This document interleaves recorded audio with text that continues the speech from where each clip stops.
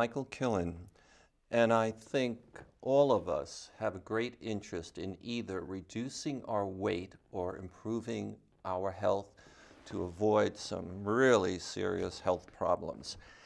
And I bumped into a gentleman named Jon Pearlstone who told me he has developed a new approach to helping people reduce weight and help avoid heart attacks and strokes and other medical problems. And I have to admit, I was skeptical that he had a new approach.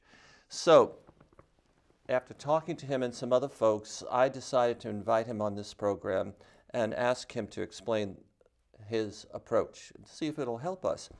And Jon is here. Thank you for coming, Jon.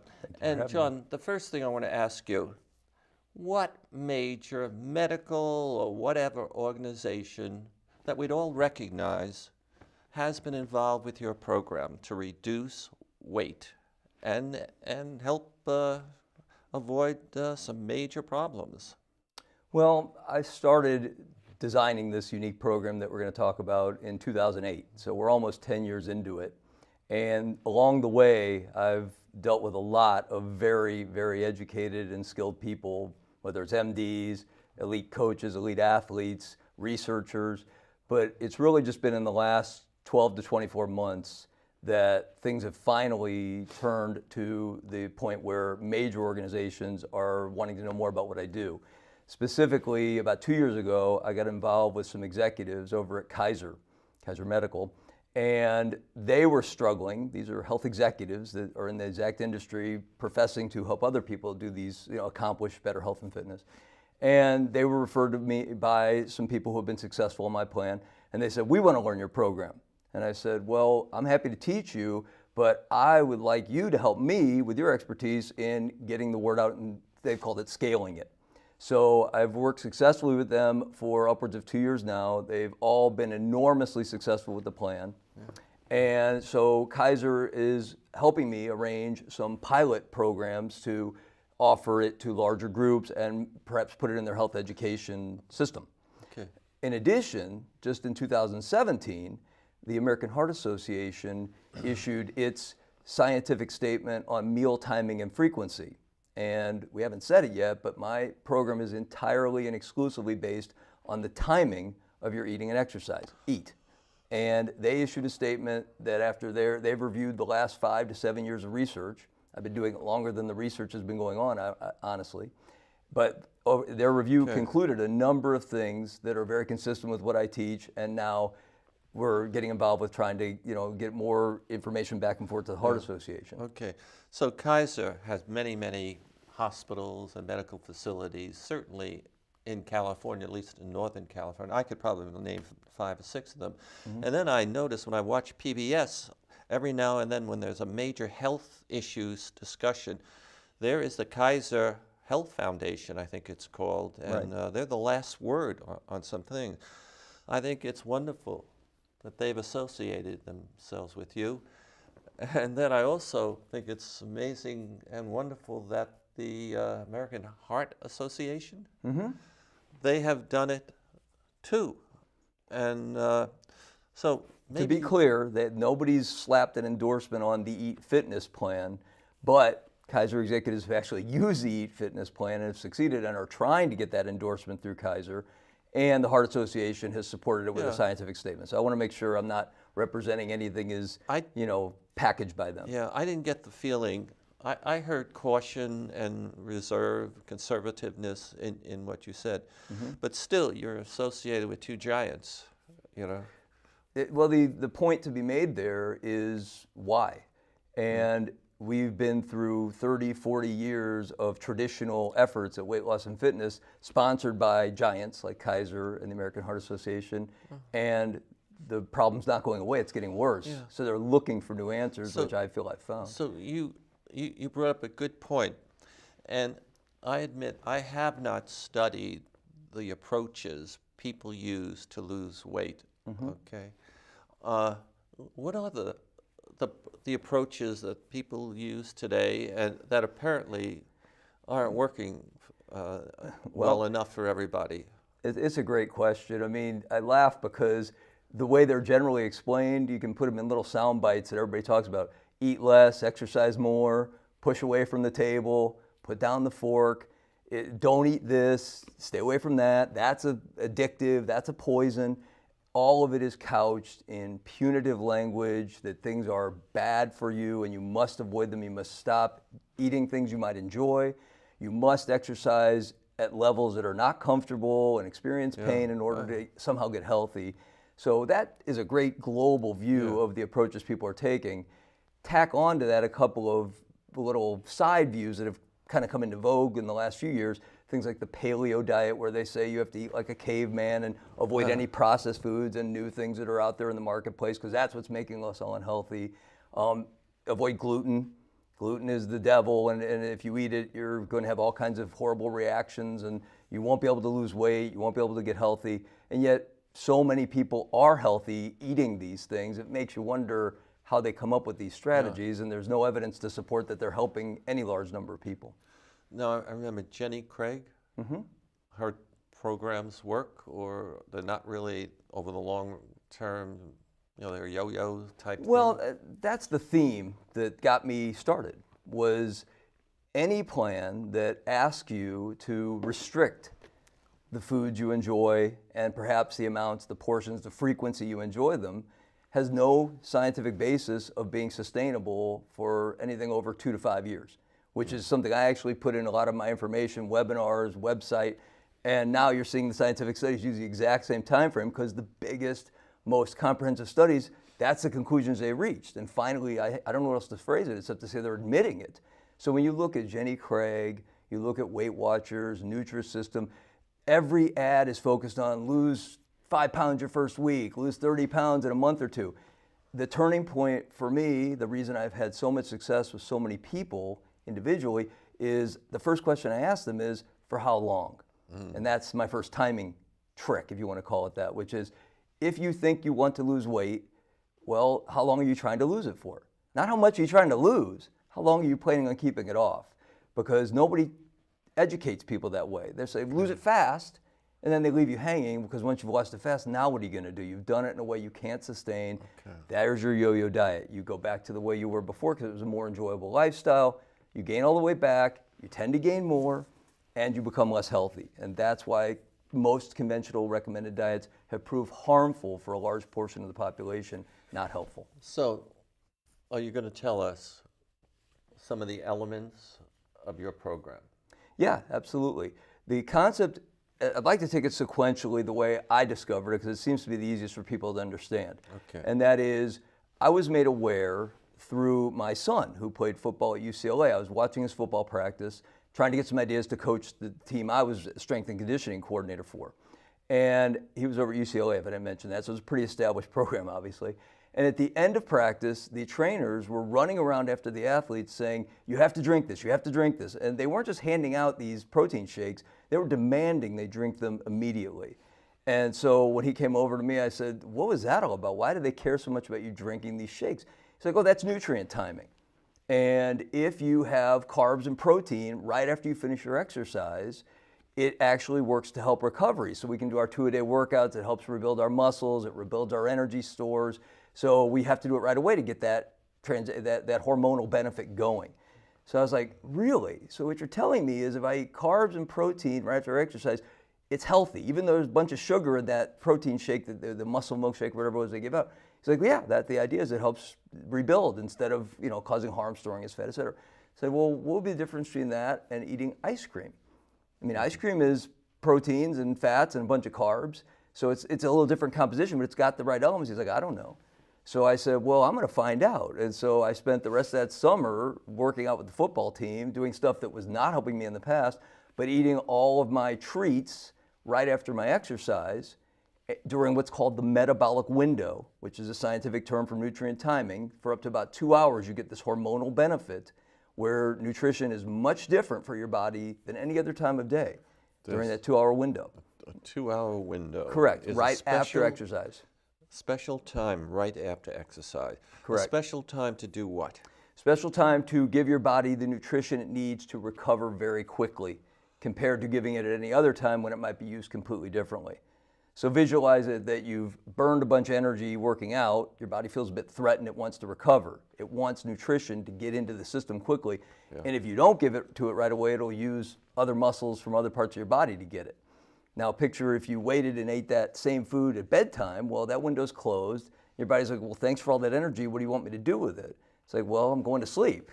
So hopefully the theme is coming through. The timing is the key, because the number one nutrient that was found to be effective in the metabolic window in a very established book called Nutrient Timing by Dr. John Ivey, the number one nutritional ingredient was refined sugar.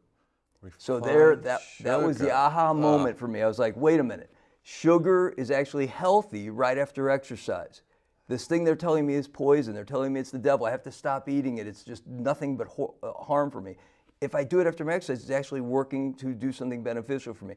The answer to that is yes. And so I'm like, well, what else could be different in timing that might help your weight and fitness? And that began the entire quest that's lasted the last 10 years. All right, so I'd like to just ask a question. It seems one element is do some exercise.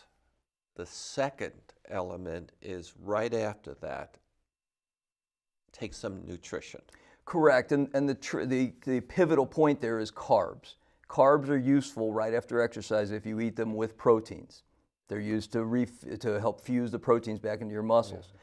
So that's the turning point, because most diets are discouraging carbs these days. Yes. They're the enemy. They create diabetes. They create all kinds of other health problems. Don't eat carbs, especially refined carbs. But if there's a time you can eat them that they're healthy, now you've got something to look forward to every day. Yeah. So all of a sudden you can manage your eating plan very effectively by setting low carb meals at times you're not tied to your exercise, and high carb meals right after your exercise. And suddenly your body's working very metabolically sound. Okay, so tomorrow morning I will be getting up early, and I'm going to go for a walk for about at least an hour, up some hills and push a little bit. And yes, I always had in my mind I'm going to exercise to burn calories. Right. But I think after sitting here, I'm learning that I may have to drop that thought. So maybe I'm going to take a walk, and then when I come home, I could have some spaghetti and meatballs. Right. If you enjoy that in the morning, another timing issue. Certain foods are attractive to people at certain times of day. That was a big discovery, was like, wait, I don't want to always eat after my walk in the morning. How do I do it? How do I move my window to dinner? Well, you simply don't have to take the walk, or you could if you enjoy it. You could shorten it and do a short exercise program right before dinner and have your spaghetti. So you're starting to see it's about quality of life. That's what will keep people on a diet. So if I can teach people how to get the most out of their metabolism by taking advantage of exercise timing, as we just talked about, they'll want to stay with it. Because it's like, wait a minute, I can do 5 minutes of exercise right before dinner plus my walk. I don't mind that. I know it's helping my metabolism. I know it's helping use those carbs in a healthy way. Now you've got encouragement. We don't care how many calories you burn. Okay. Never even came up, right? Refined sugar, you mentioned a little while ago. What's the significance of that? And it's, again, a timing issue associated with it? The idea behind the metabolic window is you're trying to get insulin into your system because it helps restore your energy and your muscles only in a metabolic window. So to create an insulin spike, you want to eat the exact sugar they're telling you never to eat, because typically you don't want insulin spikes. Does that make sense? In other words, insulin spikes are healthy after exercise. They're not healthy any other time. Have an insulin spike right before you go to bed, you're going to be encouraging those carbs to store as fat. Have an insulin spike right after your walk, you're going to recover faster and be healthier. So it's really that simple. Refined sugar, I have to be careful. I've talked to a lot of people about this, and they think he's encouraging us to eat sugar and donuts and ice cream. It's like, well, if that's going to help you stay with your plan, you probably should strategically use them. But the reality is, all high carb foods work the same way. So it could be a piece of fruit, okay? It could be grains. Whatever it has high carbs. In the nutrient timing book, they recommend basically a sports drink because it gets into the bloodstream quicker. But that's for elite athletes. We're trying to build a plan to help you, me, the everyday people that just want to look good in our clothes and be healthy. And so just timing your carbs right after exercise gives you that incredible relationship, that association that you can look forward to. Anytime you're willing to exercise, you know, hey, I can reward myself with a special treat, and it's going to help my health, not hurt it, and probably keep me away from it the rest of the day, which is what I'm really trying to do. Okay, so you developed some insights, and now you're also a physical trainer. Personal trainer. A personal trainer. Right. And is this a situation where I now know what I should do? I should exercise and then eat carbs and a little protein, I guess. Yes. When the metabolic window is wide open. Very good. Is the personal training come in to further help people embrace and inculcate these ideas you just presented into their own lifestyle, their own thinking? Again, very insightful to what I try to teach, because the first question I would want people to think about before getting heavily involved with a personal trainer is for how long. In other words, I want to guide people, I want to teach them and give them the support, and if you want to call it motivation, they need to learn about timing, but I want it to become automatic behaviors. So you're not thinking I have to pay this guy for the next 10 years, 20 years, 30 years in order to succeed. You know, he needs to help me build my meal plans, or he needs to be over there standing, cheering me on while I do my exercise, make sure I go do my, that doesn't work for long. In other words, there's an entire industry out there, go to a gym, hire a trainer, but when you look at the stats and the studies, people don't sustain those relationships. They just don't find them useful, or they get tired of them, they want to try something different. So my program is more designed like learning a musical instrument, like guitar or a foreign language. Learn the timing fundamentals, practice, build a rhythm. You know, how's your week going to work, where maybe you'll exercise at dinner a couple nights, at lunch a couple times. You know, you're mixing and matching and learning what works for you. Then once you find your rhythm, you've got the basics, and you can then stop using trainer services and just practice, and it'll become second nature over time, which is how I've been able to manage my situation, you know, avoiding obesity, which runs significantly in my family. 4 out of 6 people are 50 or more pounds overweight. Wow. And I've avoided it for 10 years and actually weigh less, 25 pounds less than when I started, and the same as I did in high school, blah, blah, blah. Eating the same diet that I know morbidly obese people eat, because those are the foods I love and they're in my plan. Yeah. Just a personal note, I usually get up in the morning, maybe before 5 o'clock or 5:30, and I tend to like to eat some prunes.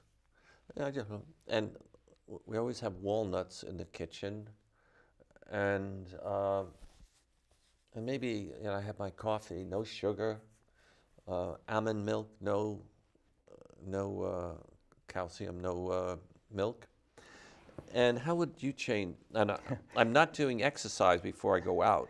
I'm so glad you asked this question, because I want to make sure that I cover the equal, if not more important side of this program, and that's meal timing. In other words, exercise. Some people can't exercise. Some people hate it so much that I would not want them to start out with exercise. I just wanted to phase that in because that's how I discovered it. But the idea, your body operates on a biological cycle, circadian rhythms. So your metabolism is very different at different points in the day. So to answer your question, which is the perfect way to start teaching this, which is how do I change my morning routine, I have one statement that I think gives you the guidance you'll need, which is if you want your body to burn fat, don't give it a choice. Okay, so how do you avoid stopping your body from fat metabolism? Well, what's the quickest way for energy? You give your body carbs. And if carbs get into your bloodstream in 15 or 20 minutes, your body's like, oh, thanks for that fast energy from those prunes, for example. I'll use those for the energy on my walk instead of burning fat off my body, which is what you went out on the walk to do. So if you don't have carbs in your system, your body's like, well, I've got protein and I've got fats. Protein's my muscle, and I really don't want to burn much of that because I won't survive. So I guess I'm going to burn stored fat. I guess that's the message the timing is sending me, that he's not giving me carbs. He's not trying to block fat metabolism and give me extra energy so I'm more alert and awake. I should use fat. And over time, your body learns to adapt to where I have clients who just have a completely shocking level of energy in the mornings because they don't block all the fat burning with carbs, and the body becomes very efficient at burning fat. All right. Now, does that make sense? You were very clear, but for a moment, my mind went somewhere else. All right. So I get up in the morning.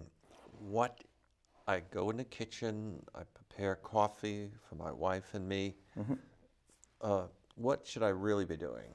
We're in the carb management business. That's the philosophy to keep in mind. So the question is, do you have sugar in the coffee? No. Okay, so that avoids carbs there, which is great.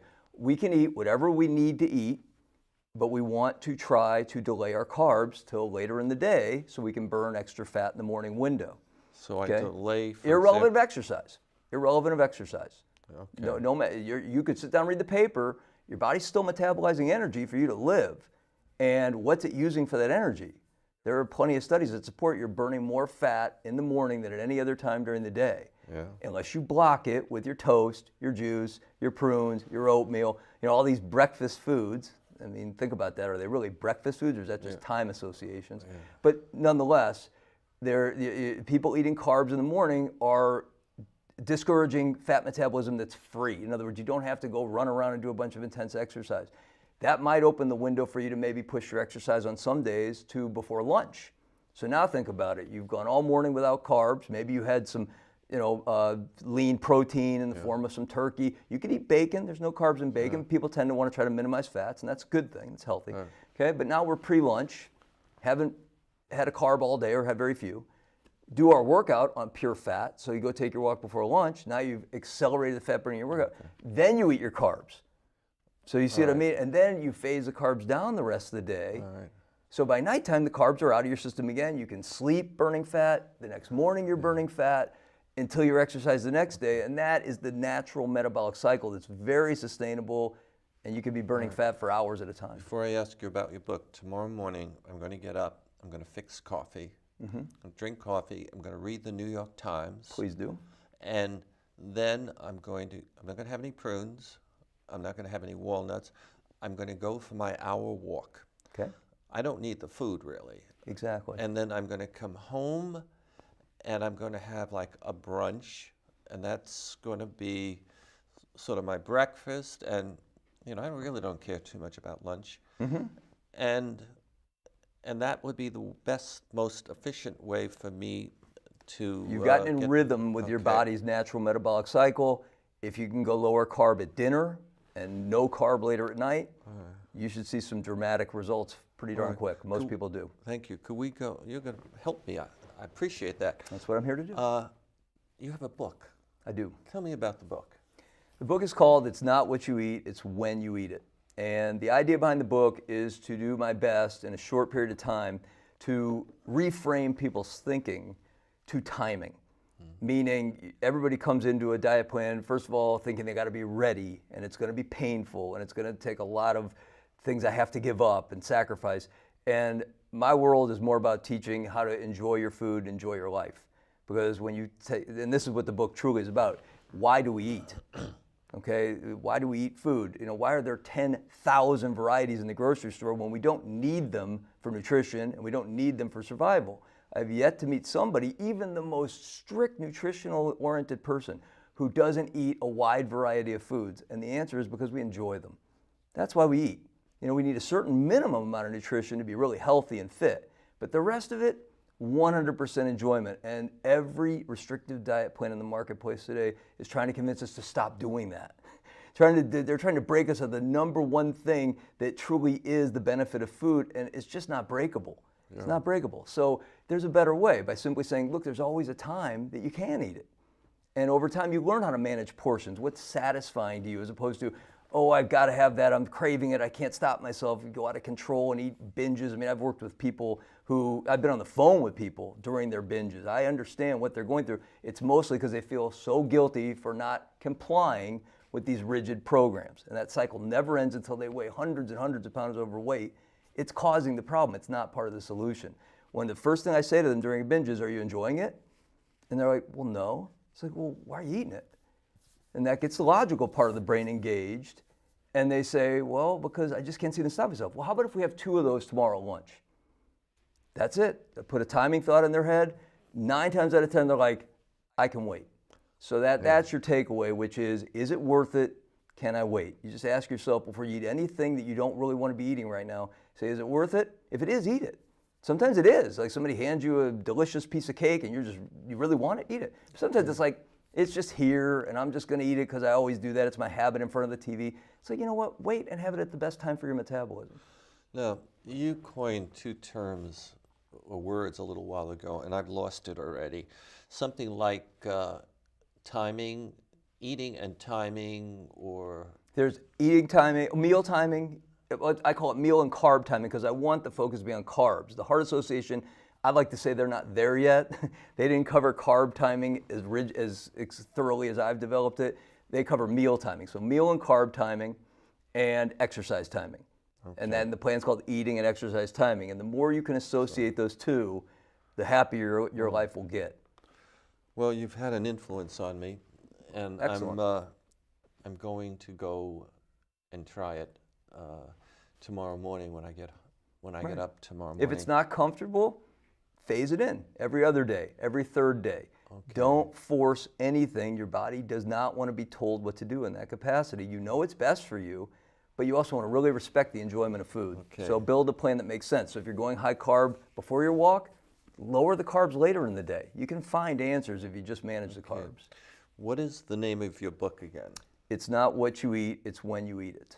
And I go to Amazon. It is on Amazon, it's correct. And you also have a company. Yeah, it's called the Eat Fitness Plan, and we've got a website, eatfit.com.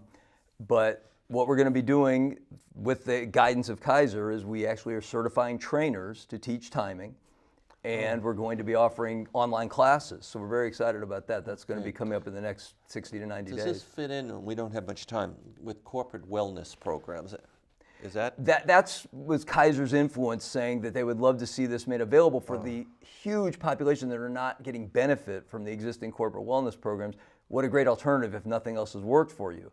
So we're in the pilot phase of that, trying to find organizations that will let us come and talk to their employees, or just they can sign up for the classes individually, and once we prove that it will work over a large group of people, we're good to go. So we're in a studio in Marin County in the city of San Rafael. And where do you live, or where's your office? It's out of Sausalito. Okay. Beautiful Sausalito. All right, so I want to say, Jon Pearlstone, thank you very much. And Thank you very much. I really appreciate it. And I just want to make a statement. I'm Michael Killen again, and I will be at the Silicon Valley Energy Summit at Stanford on June 23rd, and I will be presenting 2 gigantic paintings at that particular event. Again, my guest was Jon Pearlstone, and he lives in Sausalito. That's correct. And that's where your office is? That is correct. And I think it's wonderful that you've developed a relationship, or they developed a relationship with you, both the Kaiser and the American Heart Association. It's taken years, but it is coming around. Thank you for tuning in. I would say 5 stars for you. Well, thank you. Yeah,